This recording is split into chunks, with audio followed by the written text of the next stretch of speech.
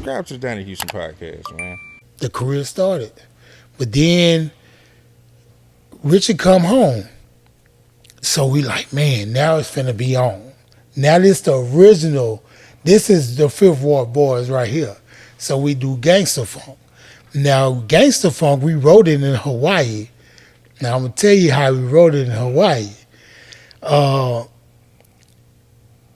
One night we was at the club at Jamaica. And Face is in there. And Face got a stack of money on the table. Not on the table, on the bar.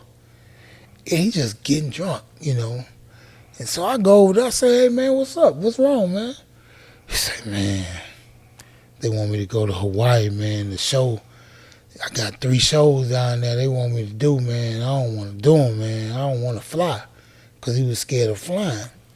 But understand, though, he flew when he was, you know, when he was Brad, you know what I'm saying? But now he got this money, he don't want to fly. But it's okay. So I was like, oh, that's messed up. That boy said, y'all want to go?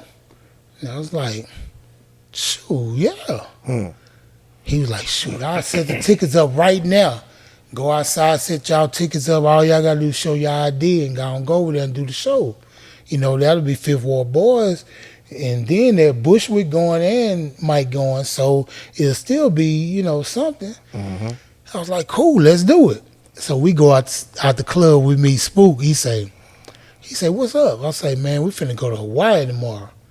He said, oh, no, y'all got to finish this album, man. Y'all playing games, man. These people gonna sue y'all, man. Y'all got to finish this album. So we like, all right, man, whatever. You know, he our manager. We gonna listen to him. So we went to, it used to be called 2 Pesos, but it's called Taco Cabana now. Mm-hmm. Went right down that street to Taco Cabana. So we got to eat.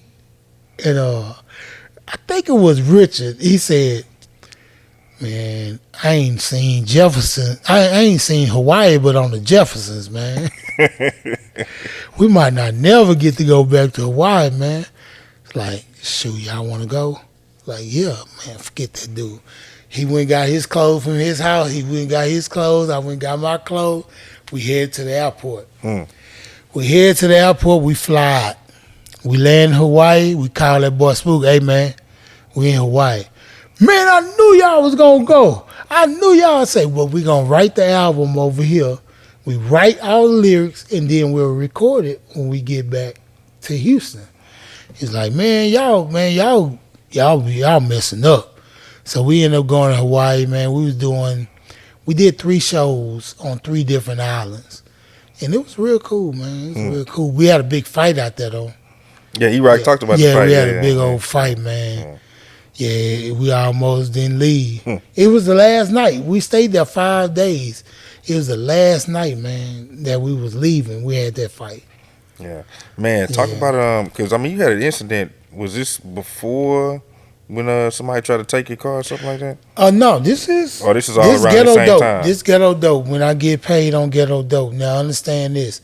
My car that I got from Tom Peacock Cadillac, you know, I had never heard the alarm go off unless I do it.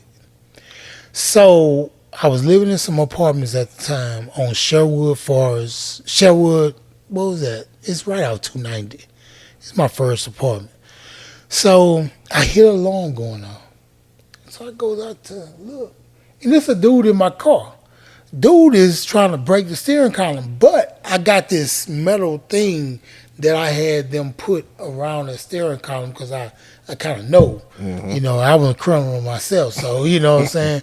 So I see the dude, but guess what? I left my gun under my seat. I don't know why that day I left my gun under my seat. So I left my gun under the seat, and so I say, man, this dude. Because I said, hey, get out of my car. That boy say, It just kept going. So I say, oh, maybe he got a gun or he got my gun. He might have looked for it or whatever. I say, but that's the most money I ever paid for anything. I'm going to play like I got a gun. Oh, you ain't going to move? You ain't going to move? So I go down there. He break out, though. He break out of the car and start running. I go under the seat, and the gun's still there. So I get the gun, but I don't see nobody no more. So I got to looking at my car. I'm like, man. But all of a sudden, I hear some rustling in some bushes. 2 dudes shoot out some bushes. So I just go out in the street. Now, mind you, ain't nobody out because it's like 1 in the morning. Pow, pow, pow. I start shooting down the street. They kept running. So I feel like, oh, I ain't got them, you know. Let me go to the car wash this glass out or whatever. And then I get a new glass in the morning. So I came from the car wash, washing the glass out, and I went on the bed. It's the laws. They say, sir, have you heard any shots tonight? I said, nah, I ain't heard no shots. They like, you sure you ain't heard no shots? I said, nah, I ain't heard no shots. He say, that's your car right there? I say, yeah. He said, it got broken into tonight. I see the windows out. I say, yeah, it got broken into. Can you describe the guys that was in your car? I say, one of them had a white T-shirt on and black pants. That's the only one I could remember. He said, okay, I'm glad you said that. He said, it's a dude down at the 7-Eleven dead right now with a white T-shirt on and black pants. And he holding a screwdriver in his hand. So I was like, man, I still ain't heard no shots. You know, that boy say, hey, just step out the door right quick. He said, you see them investigators? See, they picking up your shells and all that stuff. He say, if your fingerprints on them and you lying to me, something else it's gonna be another story. So I was like, look, man, yeah, I did it, man. That was me. He say, okay, I'm glad you told me the truth. I'm gonna just say you told me the truth, I'll bet.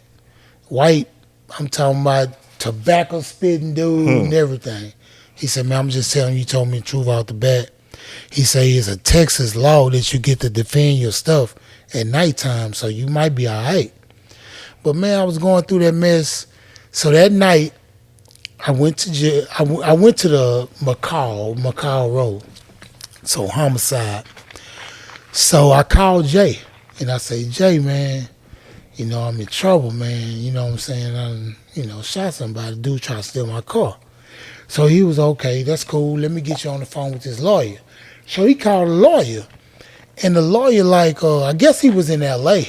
And the lawyer's like, oh, no, he didn't. What? Yeah, he shot this dude. Oh, Lord, no. So I'm feeling real scary now. I'm like, God, dog, man, I'm in it now. He was like, yeah, I'll be down there in the morning. He said, no, we in Texas. He said, oh, you in Texas? Oh, you probably be all right. You know, I'm going to refer you to this other lawyer, and they might let you go tonight. And I was like, oh, okay. So they let me go that night. Now, it was FreakNik weekend. We were supposed to fly to FreakNik that Friday.